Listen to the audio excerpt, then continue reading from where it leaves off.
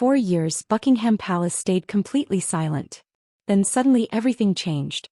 According to insiders, final documents were prepared, not drafts or warnings but firm decisions.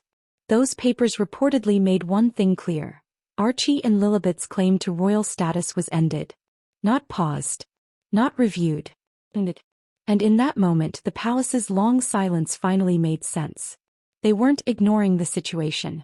They were waiting for the law to speak for them. To understand why, you have to go back to 1917. During a time of war and instability, King George V issued the Letters Patent, a legal document that defined who could be called a prince or princess. It laid out strict rules that still apply today. A child must be born into a legitimate royal bloodline, the birth must be officially recognized by the royal household, and the child must be formally connected to the Church of England through an official christening. These weren't traditions. They were legal requirements. And once written into law, they left no room for debate. These rules were a legal foundation of royal identity. Cold, precise, and unchanging, they existed to prevent confusion and protect the monarchy. For decades, every royal birth followed them without exception. No shortcuts. No ambiguity. Until 2019. Archie's birth should have been straightforward. A public celebration, clear records, and a secure place in history. At first, that's how it appeared. But inside the official paperwork, something unusual happened. His birth certificate was quietly altered. Meghan's full legal name, Rachel Meghan Markle, was removed and replaced with a title: Her Royal Highness the Duchess of Sussex. Birth certificates are meant to be permanent, so the change raised serious concerns. Meghan said the palace requested it. Palace aides said she did. No clear answer was ever given. What mattered to the monarchy wasn't who asked for the change, but the fact that a royal record had been altered at all. Once doubt enters an official document, it creates a crack that cannot be ignored. By the time Lilibet was born in 2021, the palace had learned a hard lesson.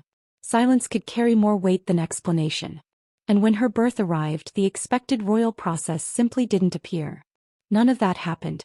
Instead, Harry and Meghan announced their daughter's birth from California, wrapped in a bright press release and a carefully worded statement. It looked modern and polished, but something important was missing. The crown.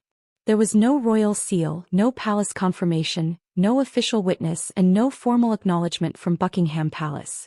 To those who understand royal protocol, that absence mattered. It was a quiet message delivered without saying a word. The monarchy was not claiming this birth. For generations, royal births followed strict steps.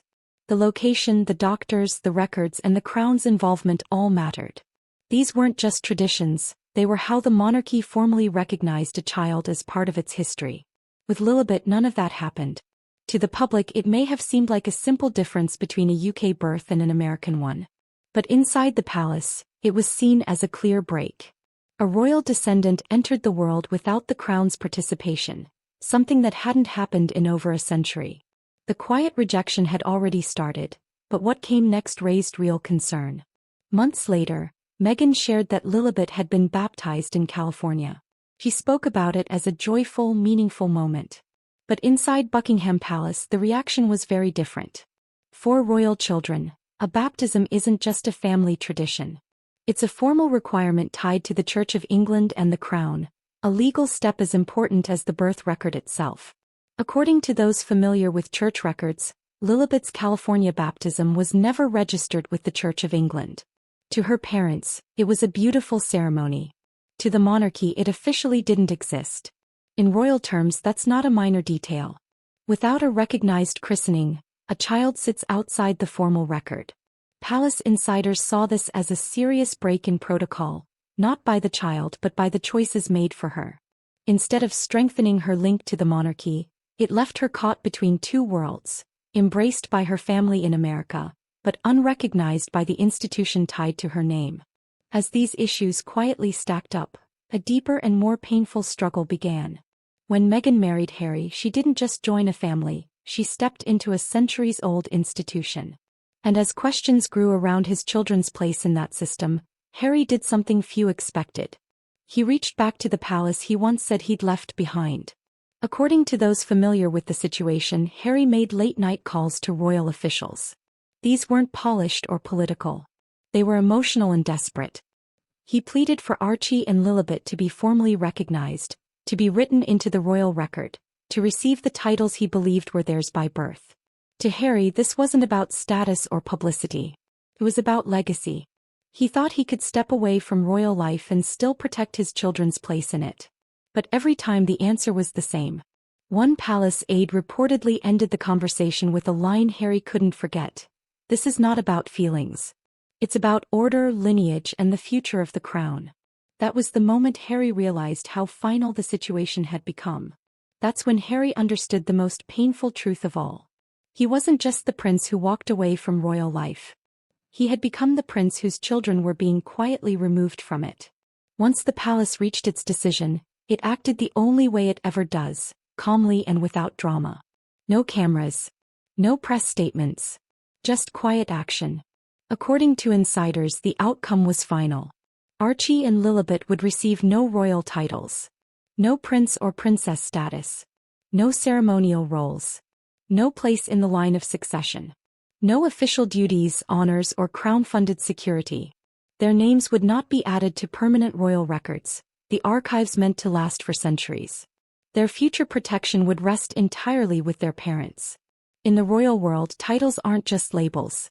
They are keys to history, identity, and legacy.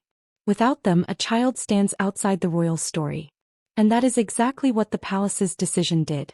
It removed Archie and Lilibet from the Windsor legacy, not out of anger or revenge but by protocol. Buckingham Palace didn't argue or explain. They didn't need to. Because the monarchy has always known its strongest weapon is silence. Silence is not weakness. For the monarchy, silence is strategy. It's how the crown speaks without ever opening its mouth. For years the palace stayed still and watched. It watched Meghan build her image as a royal mother. It watched Harry struggle between two lives. It watched the interviews, the documentaries, the criticism, all without responding. Not because it couldn't, but because it didn't need to. The monarchy understands something most people forget. Real power doesn't shout. It waits. And when it finally moves, it does so with certainty. When the time came, the crown acted with the calm precision of an institution centuries old. Titles were removed. Records were adjusted. Names were quietly taken off the path of royal history. No arguments. No explanations. Just action. The message was clear. The crown does not bend. Not for fame. Not for emotion. Not for public pressure. And once the monarchy decides you no longer belong to its story, you are not an enemy or a rebel. You are simply no longer part of it. That is the final truth. Archie and Lilibet will grow up loved and protected by their parents.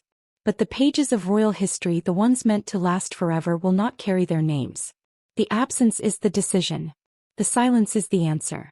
And once made, it cannot be undone.